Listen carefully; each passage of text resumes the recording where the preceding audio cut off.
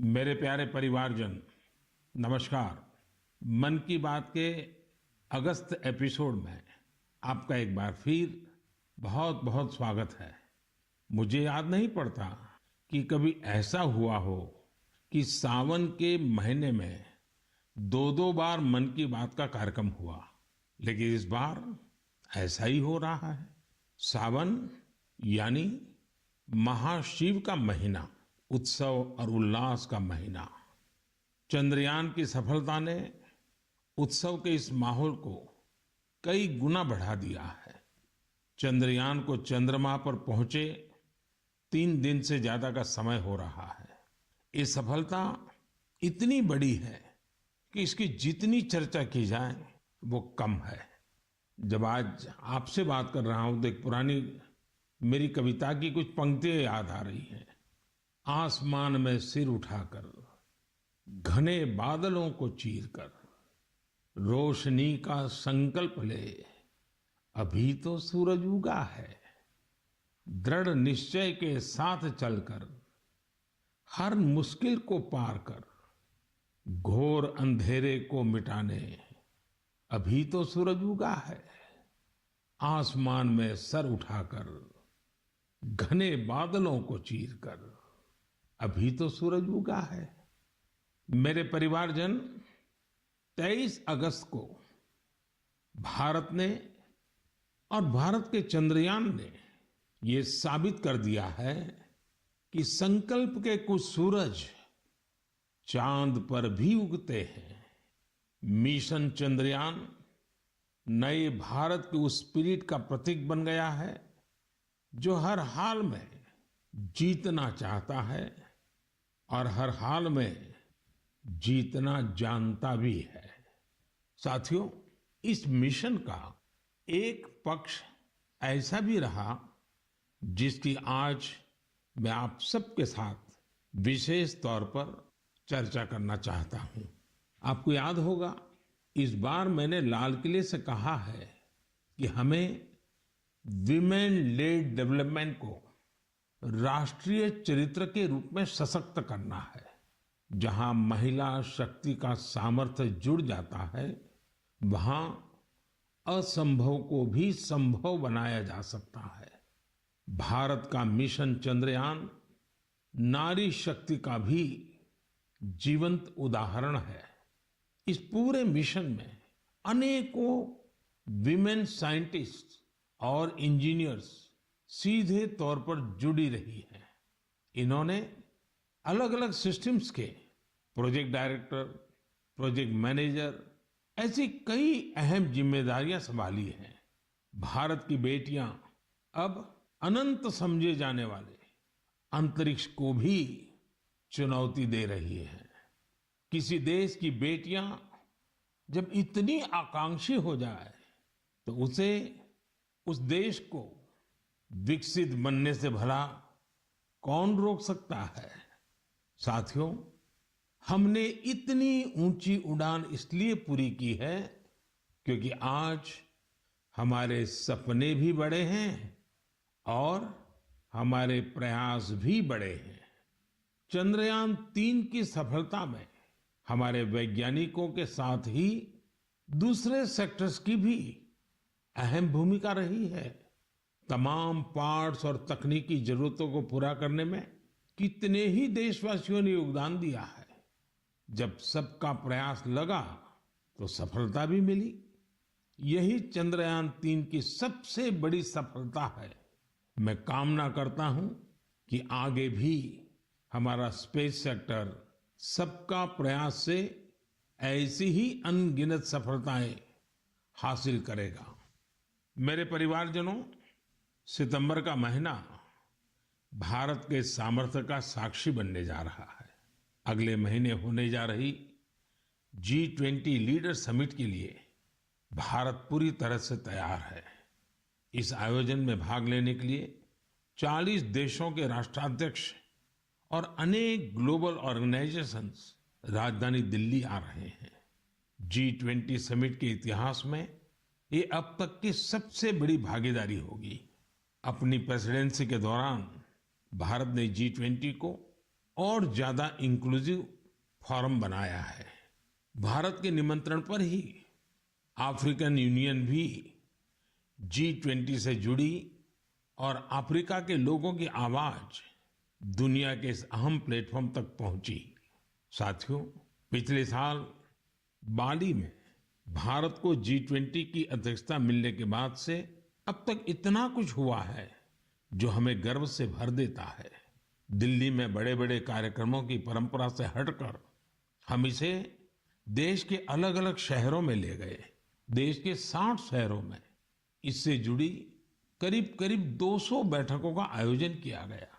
G20 delegates जहां भी गए वहां लोगों ने गर्मजोशी से उनका स्वागत किया। ये डेलीगेट्स हमारे देश की डाइवर्सिटी देखकर, हमारी वाइब्रेंट डेमोक्रेसी देखकर बहुत ही प्रभावित हुए। उन्हें ये भी एहसास हुआ कि भारत में कितनी सारी संभावनाएं हैं। साथियों, G20 की हमारी प्रेसिडेंसी पीपल्स प्रेसिडेंसी है, जिसमें जन भागीदारी की भावना सबसे आगे है। G20 के जो 11 एंगेजमेंट ग्रुप्स थे, उनमें एकेडेमिया, सिविल सोसाइटी, युवा, महिलाएं, हमारे सांसद, एंटरप्रेन्योर्स और अर्बन एडमिनिस्ट्रेशन से जुड़े लोगों ने अहम भूमिका निभाई। इसे लेकर देश भर में जो आयोजन हो रहे हैं, उनसे किसी न किसी रूप से 1.5 करोड़ से अधिक लोग जुड़े हैं। जन भागीदारी की हमारी इस कोशिश में एक ही नहीं बल्कि दो विश्व रिकॉर्ड भी बन गए हैं। वाराणसी में हुई G20 क्विज में 800 स्कूलों के 1.25 लाख स्टूडेंट्स की भागीदारी एक नया विश्व रिकॉर्ड बन गया। वहीं लंबानी कारीगरों ने भी कमाल कर दिया। 450 कारीगरों ने करीब 1800 यूनिक पैचेज का आश्चर्यजनक कलेक्शन बनाकर अपने हुनर और क्राफ्ट्समैनशिप का परिचय दिया है। G20 में आए हर प्रतिनिधि हमारे देश की आर्टिस्टिक डाइवर्सिटी को देखकर भी बहुत हैरान हुए। ऐसा ही एक शानदार कार्यक्रम सूरत में आयोजित किया गया।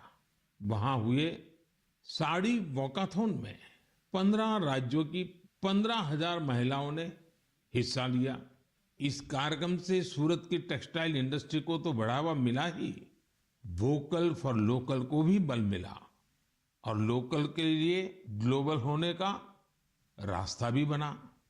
श्रीनगर में G20 की बैठक के बाद कश्मीर के पर्यटकों की संख्या में भारी बढ़ोतरी देखी जा रही है। मैं सभी देशवासियों को कहूंगा कि आइए मिलकर G20 के सम्मेलन को सफल बनाएं, देश का मान बढ़ाएं। मेरे परिवारजनों, मन की बात के एपिसोड में हम अपनी युवा पीढ़ी के सामर्थ्य की चर्चा अक्सर करते रहते हैं। आज खेलकूद एक ऐसा क्षेत्र है जहां हमारे युवा निरंतर नई सफलताएं हासिल कर रहे हैं। मैं आज मन की बात में एक ऐसे टूर्नामेंट की बात करूंगा जहां हाल ही में हमारे खिलाड़ियों ने देश का परचम लहराया है। कुछ ही दिनों पहले चीन में वर्ल्ड यूनिवर्सिटी गेम्स हुए थे। इन खेलों में इस बार भारत की बेस्ट एवर परफॉर्मेंस रही है। हमारे खिलाड़ियों ने कुल 26 पदक जीते, जिनमें से 11 गोल्ड मेडल थे। आपको ये जानकर अच्छा लगेगा कि 1959 से लेकर अब तक जितने वर्ल्ड यूनिवर्सिटी गेम्स हुए हैं, उनमें जीते सभी मेडल्स को जोड़ दें तो भी ये संख्या 18 तक ही पहुंचती है।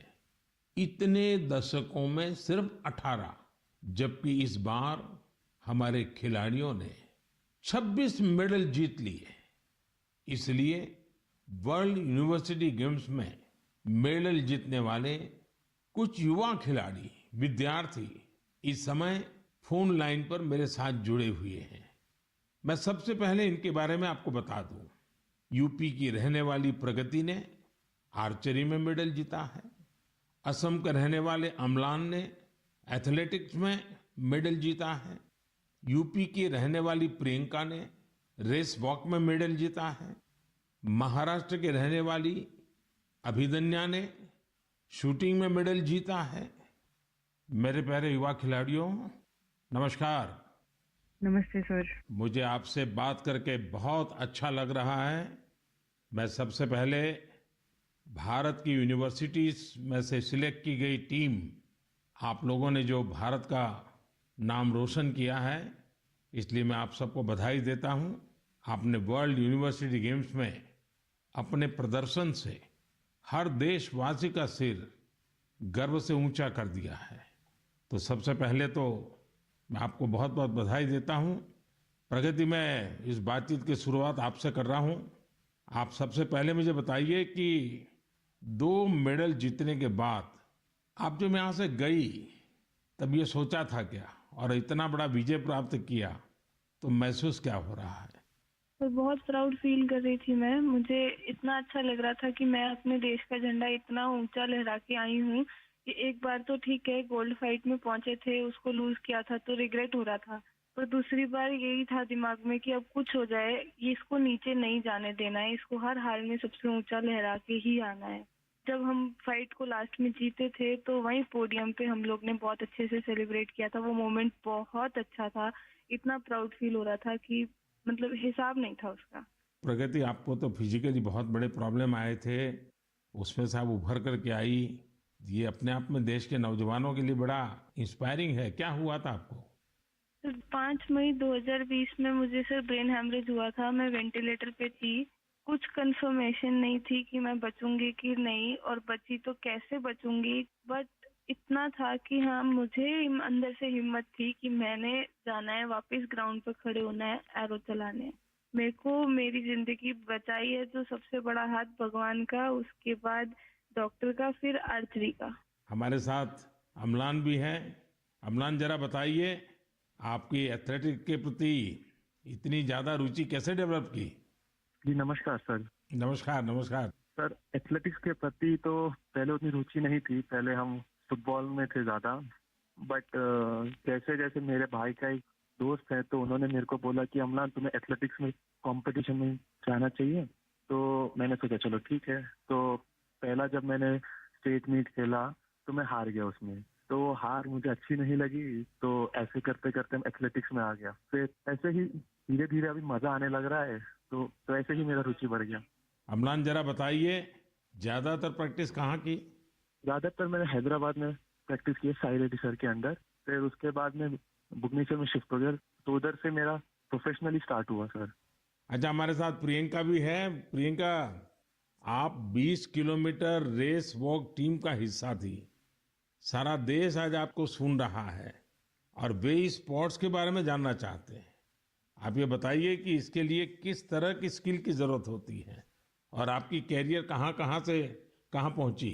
मेरे जैसे इवेंट में मतलब काफी टफ है, क्योंकि हमारे 5 जज खड़े होते हैं। अगर हम भाग भी लिए तो भी वो हमें निकाल देंगे, या फिर थोड़ा रोड से अगर हम उठ जाते हैं, जंप आ जाती है तो भी वो हमें निकाल देते हैं, या फिर हमने नी बैंड किया तो भी हमें निकाल देते हैं। और मेरे को तो वार्निंग भी 2 आ गई थी। उसके बाद मैंने अपनी स्पीड पे इतना कंट्रोल किया कि कहीं ना कहीं मुझे टीम मेडल तो एटलीस्ट यहाँ से जीतना ही है, क्योंकि देश के लिए यहाँ पे आए हैं और हमें खाली हाथ यहाँ से नहीं जाना है। और पिताजी, भाई वगैरह सब ठीक है? हाँ जी सर, सब बढ़िया। मैं तो सबको बताती हूँ कि आप मतलब इतना मोटिवेट करते हैं हम लोग को। सच में सर बहुत अच्छा लग रहा है, क्योंकि वर्ल्ड यूनिवर्सिटी जैसे खेल्स को इंडिया में इतना पूछा भी नहीं जाता, लेकिन अब इतना सपोर्ट मिल रहा है ना इस गेम में भी। मतलब हम ट्वीट भी देख रहे हैं कि हर कोई ट्वीट कर रहा है कि हमने इतने मेडल जीते हैं, तो काफी अच्छा लग रहा है कि ओलंपिक्स की तरह इसको भी इतना बढ़ावा मिल रहा है। चलिए प्रियंका, मेरी तरफ से बधाई है, आपने बड़ा नाम रोशन किया है। आइए हम अभिदन्या से बात करते हैं। नमस्ते सर। बताइए अपने विषय में। सर मैं प्रॉपर कोल्हापुर महाराष्ट्र से हूँ। मैं शूटिंग में 25 मीटर स्पोर्ट्स पिस्टल और 10 मीटर एयर पिस्टल दोनों इवेंट करती हूँ। मेरे माता पिता दोनों एक हाई स्कूल टीचर है। तो मैंने 2015 में शूटिंग स्टार्ट किया। जब मैंने शूटिंग स्टार्ट किया तब उधर कोल्हापुर में उतनी फैसिलिटीज नहीं मिलती थी। बस से ट्रैवल करके पेट वडगांव से कोल्हापुर जाने के लिए 1.5 घंटा लगता है, तो वापस आने के लिए 1.5 घंटा और 4 घंटे की ट्रेनिंग। तो ऐसे 6-7 घंटे तो आने जाने में और ट्रेनिंग में जाते थे, तो मेरी स्कूल भी मिस होती थी। तो फिर मम्मी पापा ने बोला कि बेटा एक काम करो, हम आपको सैटरडे संडे को लेके जाएंगे शूटिंग रेंज के लिए और बाकी टाइम आप दूसरे गेम्स करो। तो मैं बहुत सारे गेम्स करती थी बचपन में, क्योंकि मेरे मम्मी पापा को दोनों को खेल में काफी रुचि थी, लेकिन वो कुछ कर नहीं पाए, फाइनेंशियल सपोर्ट उतना नहीं था और उतनी जानकारी भी नहीं थी। इसलिए मेरी माताजी का बड़ा सपना था कि देश को रिप्रेजेंट करना चाहिए और फिर देश के लिए मेडल भी जीतना चाहिए। तो मैं उनकी ड्रीम कंप्लीट करने के लिए बचपन से काफी खेलकूद में रुचि लेती थी और फिर मैंने ताइक्वांडो भी किया है, उसमें भी ब्लैक बेल्ट हूँ, और बॉक्सिंग, जूडो और फेंसिंग और डिस्कस थ्रो, ऐसे बहुत सारे गेम करके फिर मैं 2015 में शूटिंग में आ गई। फिर 2-3 साल मैंने बहुत स्ट्रगल किया और फर्स्ट टाइम मेरा यूनिवर्सिटी चैंपियनशिप के लिए मलेशिया सिलेक्शन हो गया और उसमें मेरा ब्रॉन्ज मेडल आया। तो उधर से एक्चुअली मुझे पुश मिला। फिर मेरे स्कूल ने मेरे लिए एक शूटिंग रेंज बनवाई, फिर मैं उधर ट्रेनिंग करती थी और फिर उन्होंने मुझे पुणे भेज दिया ट्रेनिंग करने के लिए।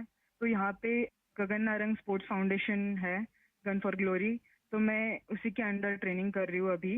गगन सर ने मुझे काफी सपोर्ट किया और मेरे गेम के लिए बढ़ावा दिया।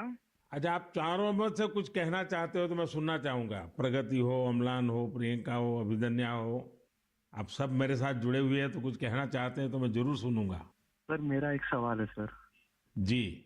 आपको सबसे अच्छा स्पोर्ट्स कौन सा लगता है सर? खेल की दुनिया में भारत को बहुत खिलना चाहिए और इसलिए मैं इन चीजों को बहुत बढ़ावा दे रहा हूं। लेकिन हॉकी, फुटबॉल, कबड्डी, खो खो, ये हमारी धरती से जुड़े हुए खेल हैं। इसमें तो हमने कभी पीछे नहीं रहना चाहिए। और मैं देख रहा हूं कि आर्चरी में हमारे लोग अच्छा कर रहे हैं, शूटिंग में अच्छा कर रहे हैं, और दूसरा मैं देख रहा हूं कि हमारे यूथ में और इवन परिवारों में भी खेल के प्रति अब पहले जो भाव था वो नहीं है। पहले तो बच्चा खेलने जाता तो रोकते थे, अब बहुत बड़ा वक्त बदला है और आप लोगों ने जो सक्सेस लेते आ रहे हैं ना, वो सभी परिवारों को मोटिवेट करती है। हर खेल में जहां भी हमारे बच्चे जा रहे हैं, कुछ न कुछ देश के लिए करके आते हैं और ये खबरें आज देश में प्रमुखता से दिखाई भी जाती हैं, बताई जाती हैं और स्कूल कॉलेज में चर्चा में भी रहती हैं। चलिए, मुझे बहुत अच्छा लगा। मेरी तरफ से आप सबको बहुत बहुत बधाई, बहुत शुभकामनाएं। बहुत बहुत धन्यवाद। धन्यवाद सर। धन्यवाद जी, नमस्कार। मेरे परिवारजनों, इस बार 15 अगस्त के दौरान देश ने सबका प्रयास का सामर्थ्य देखा। सभी देशवासियों के प्रयास ने हर घर तिरंगा अभियान को वास्तव में हर मन तिरंगा अभियान बना दिया। इस अभियान के दौरान कई रिकॉर्ड भी बने। देशवासियों ने करोड़ों की संख्या में तिरंगे खरीदे। 1.5 लाख पोस्ट ऑफिसेस के जरिए करीब 1.5 करोड़ तिरंगे बेचे गए। इससे हमारे कामगारों की, बुनकरों की और खासकर महिलाओं की सैकड़ों करोड़ रुपए का आय भी हुई है। तिरंगे के साथ सेल्फी पोस्ट करने में भी इस बार देशवासियों ने नया रिकॉर्ड बना दिया। पिछले साल 15 अगस्त तक करीब 5 करोड़ देशवासियों ने तिरंगे के साथ सेल्फी पोस्ट की थी। इस साल ये संख्या 10 करोड़ को भी पार कर गई। साथियों, इस समय देश में मेरी माटी मेरा देश, देशभक्ति की भावना को उजागर करने वाला अभियान जोरों पर है। सितंबर के महीने में देश के गांव-गांव में हर घर से मिट्टी जमा करने का अभियान चलेगा। देश की पवित्र मिट्टी हजारों अमृत कलश में जमा की जाएगी। अक्टूबर के अंत में हजारों अमृत कलश यात्रा के साथ देश की राजधानी दिल्ली पहुंचेंगे। इस मिट्टी से ही दिल्ली में अमृत वाटिका का निर्माण होगा। मुझे विश्वास है हर देशवासी का प्रयास इस अभियान को भी सफल बनाएगा। मेरे परिवारजनों, इस बार मुझे कई पत्र संस्कृत भाषा में मिले हैं। इसकी वजह यह है कि सावन मास की पूर्णिमा इस तिथि को विश्व संस्कृत दिवस मनाया जाता है। सर्वेभ्यः विश्व संस्कृत दिवसस्य हार्दिक शुभकामनाः। आप सभी को विश्व संस्कृत दिवस की बहुत बहुत बधाई। हम सब जानते हैं कि संस्कृत दुनिया की सबसे प्राचीन भाषाओं में से एक है। इसे कई आधुनिक भाषाओं की जननी भी कहा जाता है। संस्कृत अपनी प्राचीनता के साथ साथ अपनी वैज्ञानिकता और व्याकरण के लिए भी जानी जाती है। भारत का कितना ही प्राचीन ज्ञान हजारों वर्षों तक संस्कृत भाषा में ही संरक्षित किया गया है। योग, आयुर्वेद और फिलॉसफी जैसे विषयों पर रिसर्च करने वाले लोग अब ज्यादा से ज्यादा संस्कृत सीख रहे हैं।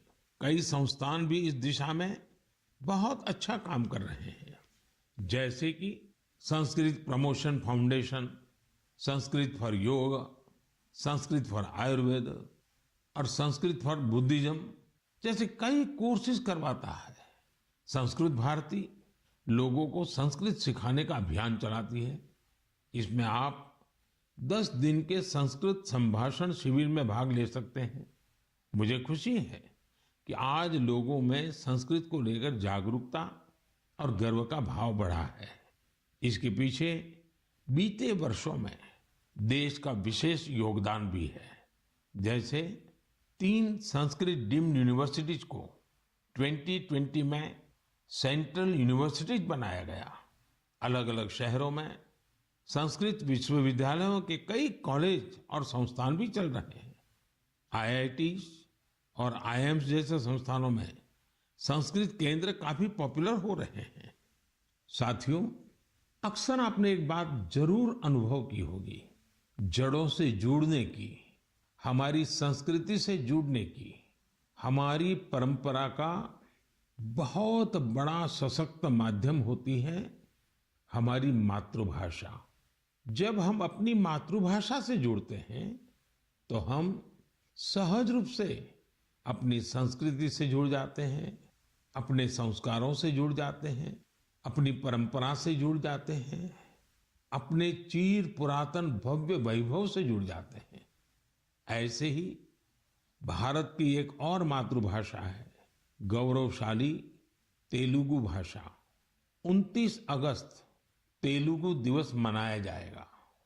अंदरिकी तेलुगु भाषा दिनोत्सव शुभाकांक्षलु। आप सभी को तेलुगु दिवस की बहुत बहुत बधाई। तेलुगु भाषा के साहित्य और विरासत में भारतीय संस्कृति के कई अनमोल रत्न छिपे हैं। तेलुगु की इस विरासत का लाभ पूरे देश को मिले, इसके लिए कई प्रयास भी किए जा रहे हैं। मेरे परिवारजनों, मन की बात के कई एपिसोड्स में हमने टूरिज्म पर बात की है। चीजों या स्थानों को साक्षात खुद देखना, समझना और कुछ पल उनको जीना एक अलग ही अनुभव देता है।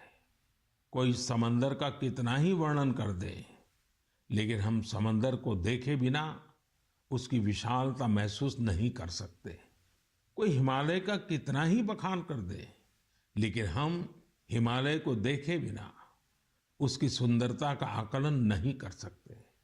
इसलिए ही मैं अक्सर आप सभी से ये आग्रह करता हूं कि जब मौका मिले हमें अपने देश की ब्यूटी, अपने देश की डाइवर्सिटी, उसे जरूर देखने जाना चाहिए। अक्सर हम एक और बात भी देखते हैं, हम भले ही दुनिया का कोना कोना छान ले, लेकिन अपने ही शहर या राज्य की कई बेहतरीन जगहों और चीजों से अनजान होते हैं। कई बार ऐसा होता है कि लोग अपने शहर के ही ऐतिहासिक स्थलों के बारे में ज्यादा नहीं जानते। ऐसा ही कुछ धनपाल जी के साथ हुआ। धनपाल जी बेंगलुरु के ट्रांसपोर्ट ऑफिस में ड्राइवर का काम करते थे।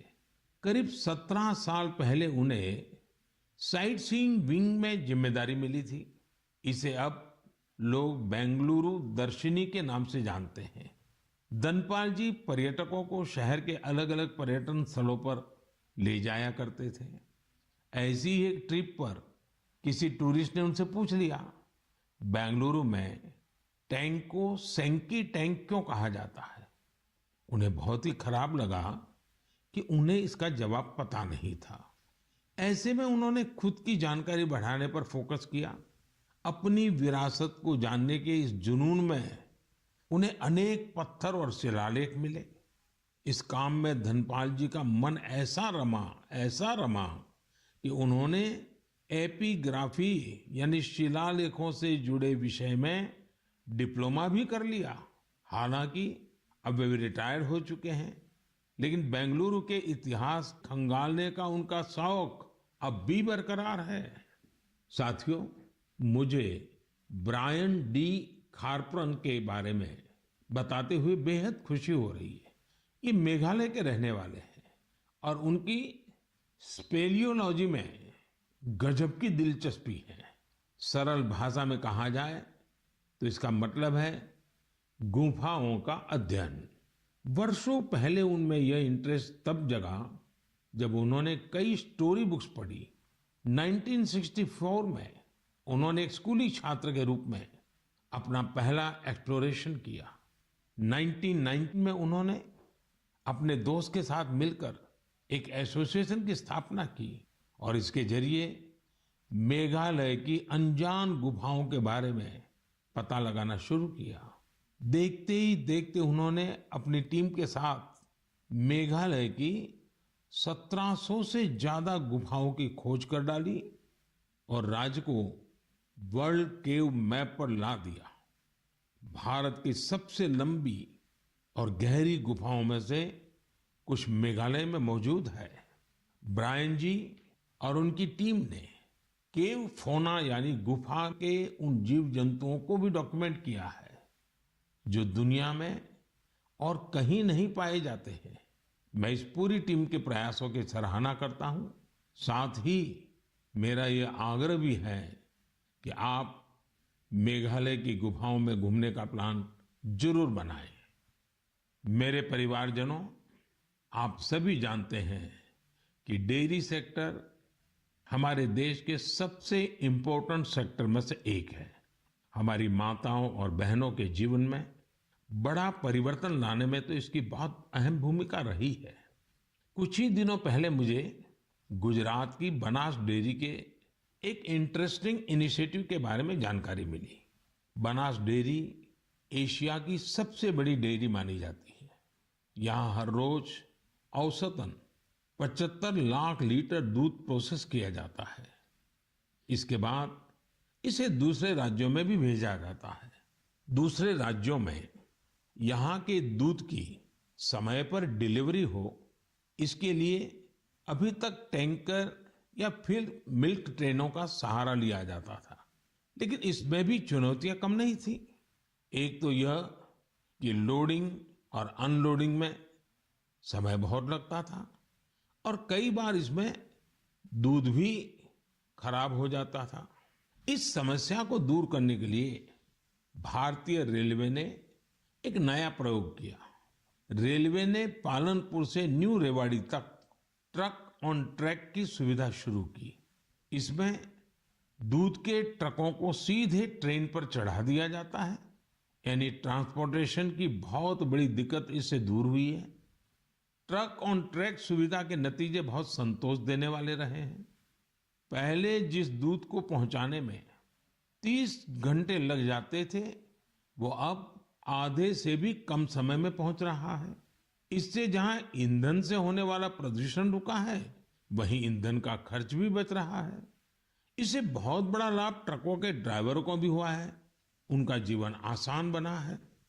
साथियों, कलेक्टिव एफर्ट से आज हमारी डेयरीज भी आधुनिक सोच के साथ आगे बढ़ रही है।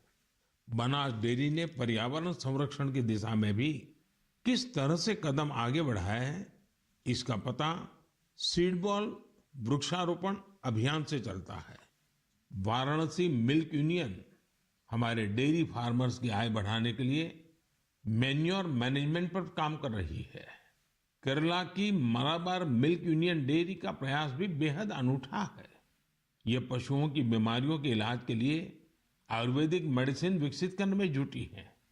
साथियों, आज ऐसे बहुत से लोग हैं जो डेयरी को अपनाकर इसे डाइवर्सिफाई कर रहे हैं। राजस्थान के कोटा में डेयरी फार्म चला रहे अमनप्रीत सिंह के बारे में भी आपको जरूर जानना चाहिए। उन्होंने डेयरी के साथ बायोगैस पर भी फोकस किया और 2 बायोगैस प्लांट लगाए। इससे बिजली पर होने वाला उनका खर्च करीब 70% कम हुआ है। इनका ये प्रयास देश भर के डेयरी फार्मर्स को प्रेरित करने वाला है। आज कई बड़ी डेयरीज बायोगैस पर फोकस कर रही है। इस प्रकार के कम्युनिटी ड्रिवन वैल्यू एडिशन बहुत उत्साहित करने वाले हैं। मुझे विश्वास है कि देश भर में इस तरह के ट्रेंड्स निरंतर जारी रहेंगे। मेरे परिवारजनों, मन की बात में आज बस इतना ही। अब त्योहारों का मौसम भी आ ही गया है। आप सभी को रक्षाबंधन की भी अग्रिम शुभकामनाएं। पर्व उल्लास के समय हमें वोकल फॉर लोकल के मंत्र को भी याद रखना है। आत्मनिर्भर भारत ये अभियान हर देशवासी का अपना अभियान है और जब त्योहार का माहौल है तो हम अपने आस्था के स्थलों और उसके आसपास के क्षेत्र को स्वच्छ तो रखना ही है, लेकिन हमेशा के लिए। अगली बार आपसे फिर मन की बात होगी, कुछ नए विषयों के साथ मिलेंगे। हम देशवासियों के कुछ नए प्रयासों की, उनकी सफलता की जी भर करके चर्चा करेंगे। तब तक के लिए मुझे विदा दीजिए। बहुत बहुत धन्यवाद। नमस्कार।